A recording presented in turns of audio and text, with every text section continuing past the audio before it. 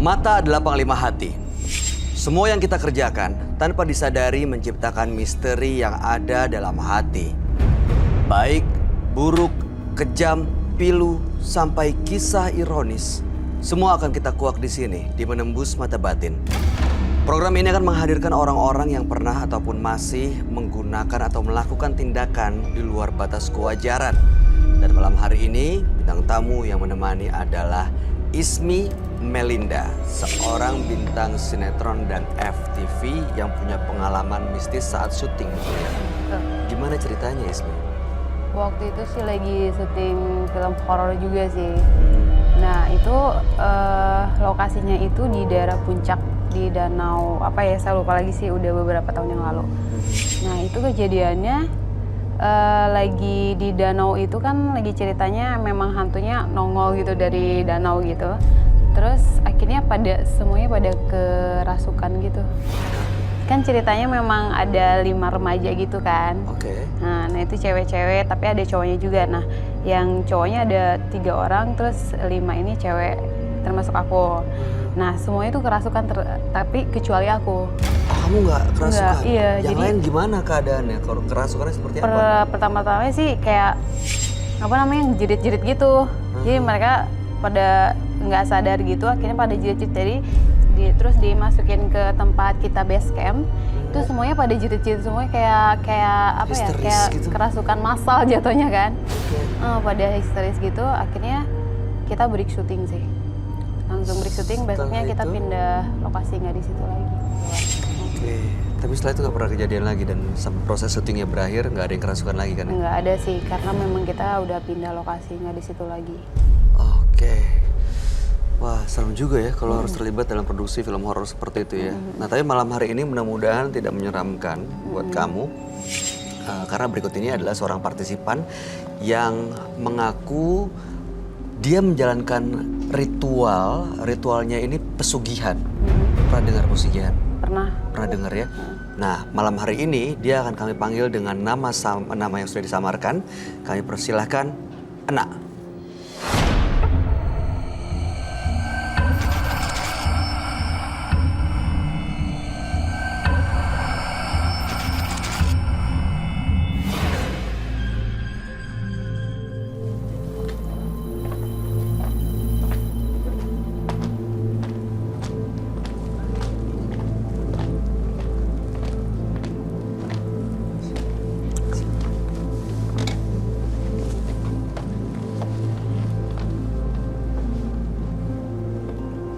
Selamat malam Ibu Enak. Selamat malam. Apa yang mau Anda ceritakan kepada kami malam ini? Saya mau menceritakan tentang kehidupan saya. Saya seorang yang pesugihan. Saya pesugihan di pohon besar. Oke. Pohon apa? asem. Pohon asem. Iya. Apa yang Anda lakukan? Saya selalu memberikan bunga-bunga di pohon itu setiap malam Jumat Kliwon. Lalu untuk apa ritual itu dilakukan? Saya ingin kaya raya. Berhasil? Iya, saya berhasil. Siapa yang mengantarkan uang-uang itu? Maksudnya bagaimana caranya? Apakah ada makhluk-makhluk yang mengantarkan uang atau semua usaha Anda diberi kemudahan? Setiap saya habis melakukan ritual itu, akan ada uang di situ banyak. Dan setelah itu, saya juga macar-macarin laki-laki muda dan kaya hanya untuk uang. Sudah banyak korbannya? Banyak. Jika tidak mau, dia akan... Oke, saya mau tanya deh Bu. Atas dasar apa sebenarnya Ibu melakukan itu semua sehingga melakukan ritual lalu mengorbankan para pria itu untuk diambil uangnya karena memang kebutuhan atau memang Ibu suka menjalankannya? Saya memang suka menjalankannya. Malam hari ini apa maksud dan tujuan Ibu datang ke Menembus Mata Batin? Saya ingin menceritakan kehidupan saya. ada masalah. Hanya mau bercerita. Iya. Mudah-mudahan malam hari ini setelah ibu berbagi cerita, ya mudah-mudahan, ya saya nggak tahu akan berubah atau enggak, tapi harapan kami semua bisa merubah pendapat ibu supaya tidak ada jatuh korban lagi kali ya Bu ya. Kami akan mengajak ibu untuk bertemu dengan sahabat kami. Dia adalah seorang indigo. Kami persilakan Roy Kiyoshi. Sebelumnya, tim Mata Batin sudah memberikan tanggal lahir dan nomor rumah partisipan kepada Roy Kiyoshi. Dengan mata batinnya, Roy akan membaca berdasarkan angka yang kami berikan. Nah, tinggal di rumah bernomor 79. Terlahir pada tanggal 19 Juli 1983. Sosok yang tenang dan penyendiri. Namun di balik ketenangannya, saya melihat arus yang sangat deras dan berbahaya. Saya melihat ada perjanjian antara dan sosok jin. Banyak sekali tumbal yang masih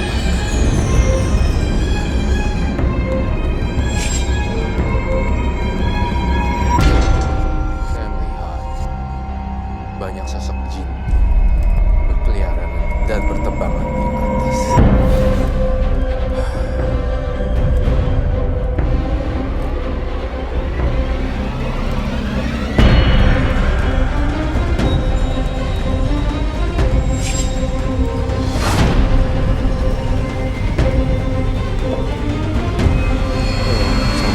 Selamat malam Roy. Silakan duduk.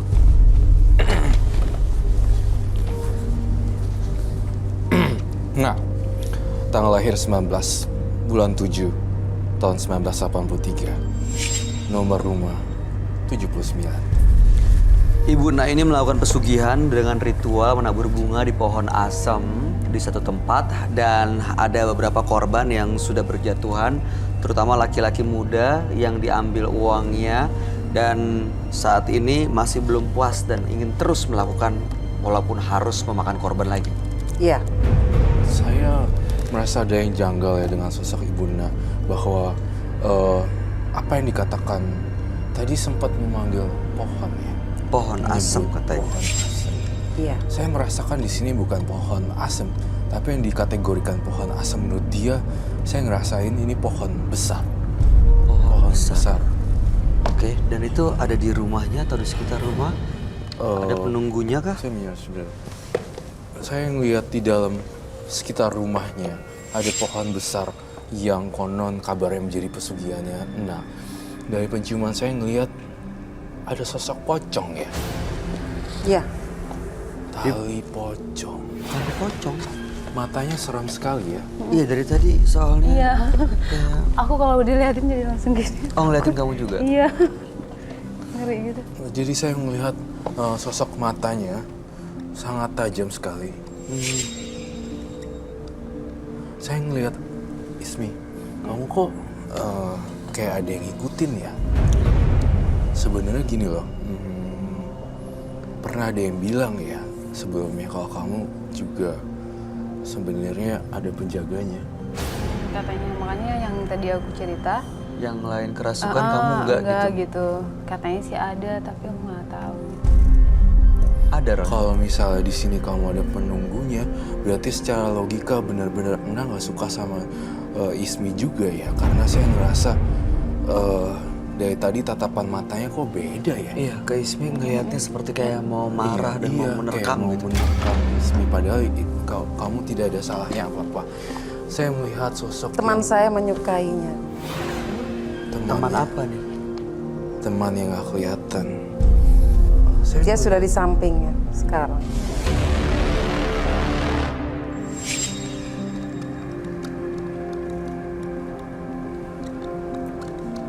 Semuanya gelap dan tua sekali, dan seperti Pocong Roy.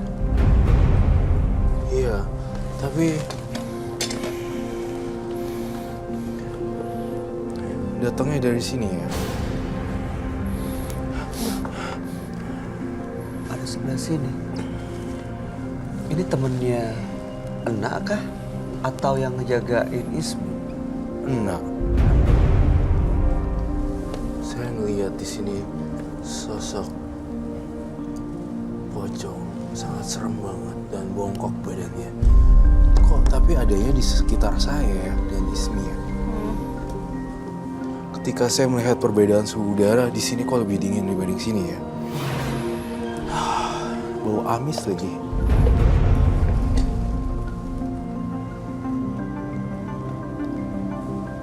Sekarang dia di belakangnya. Di belakangnya Ismi? Iya. Dia menyukai Ismi. Gimana ya? Sosok ini yang datang Roy atau? Ya benar. Saya kok deg-degan ya. Yang saya gambar sama yang diceritakan dan apa yang saya lihat di sini ada kuntilanak juga dan ada sosok pocong.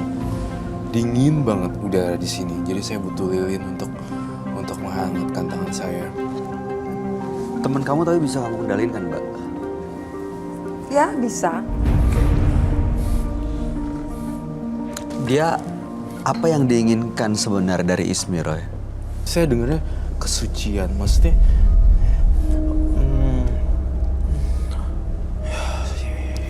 saya mengerti. Jadi intinya sebenarnya sosok jinnya ini tertarik dengan wanita yang seperti ini gitu loh. Dan makanya juga sebenarnya di tubuhnya dia itu banyak laki-laki juga dan jin laki-laki. Itu yang saya lihat. Saya kok ngerasa ada ancaman nih di sini. Ini saya takut ini nggak akan kejadian apa-apa kan, Roy? Nggak akan mengganggu tentang tamu dan jalan syuting kan? Kamu bisa Kalau lihat tunjukin. dari Mereka tangan- semuanya ada di sini, mengikuti saya. Kamu tampan juga. Saya menginginkan kamu. Jika, mohon maaf, Sna, siapapun penunggu Badana saya ingin berkomunikasi. Apakah kamu membawa sesuatu ya? Ya, saya membawa sesuatu. Boleh ditunjukkan ke kita semua apa yang kamu bawa, Mbak? Boleh? Saya akan ambil sebentar. Boleh, silakan. Ini banyak sosok-sosok gaib di sekitar kita ya, Roy? Iya, kita di sini tampaknya jangan melakukan banyak pergerakan yang terlalu signifikan. Tampaknya saya merasakan ada perbedaan suhu udara dan makhluk dimensi astral Sebelah sini. antara Bayu dan antara Bayu dengan Ismi juga. Iya sih, lebih dingin banget ya. Ya kan? Iya. Saya Jadi juga terasa lebih ngerasa hal yang sama. Ini dingin banget dan Di saya penonton tapi aman, Roy. saya melihat di sini tuh nontonnya juga tuh saya butuh gloves dong, boleh minta sarung tangan. Saya merasakan di sini, tunggu sebentar, ada kekejaman gitu di tubuh Nak. Dia dibilang tadi banyak makan korban sih, Roy. Iya, kalau saya lihat ini serem banget ya. Kejamnya yang kamu lihat seperti apa, Roy? Jadi korban-korbannya tuh benar-benar diiniin banget tuh. Sarung tangan saya sampai robek. Saya mau minta satu lagi deh. Ini firasat saya yang tidak bagus. Ini ibunya nggak ada rasa kasihan apa gimana ya? Saya mencium bau darah loh. Ismi, kamu lagi berhalangan nih. Baru selesai sih ya. Tapi belum bersih banget ya. Belum. Saya menyukai bau darah. Saya mohon kepada siapapun penungguna untuk tidak mengganggu Bayu dan bintang tamu saya, Ismi. Bolehkah mbaknya buka apa sebenarnya itu? Kalau kamu berani, buka saja. Mbak, sebaiknya Mbak yang buka aja. Karena itu kan Anda yang bawa, Mbak. Iya. Ya. Silakan.